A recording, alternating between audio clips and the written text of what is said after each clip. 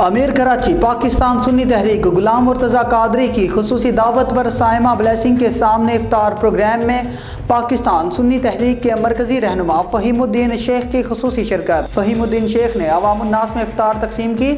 اس موقع پر فہیم الدین شیخ نے اہل سنت خدمت فاؤنڈیشن کے تحت کام کرنے والے نوجوانوں کے اس کام کو سراہا اور ان کی حوصلہ افزائی کی۔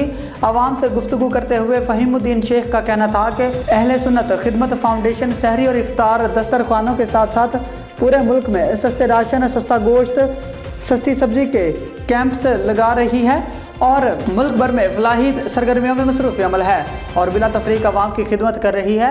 پاکستان سنی تحریک قائد اعظم محمد علی جناح کی سوچ اور امنگ کے تحت پاکستان کو فلاحی ریاست بنانے کے لیے کوشاں ہے اور جدوجہد کرتے رہیں گے۔ ان کا مزید کہنا تھا کہ دیگر فلاحی اداروں کو یہ عرض کرتے ہیں کہ ہمیں صرف رمضان المبارک میں ہی نہیں بلکہ ہر لمحہ انسانیت کی خدمت کرنی چاہیے۔ ہمارا دین بھی ہمیں یہی چیز سکھاتا ہے اور اسی چیز کی تعلیم دیتا ہے۔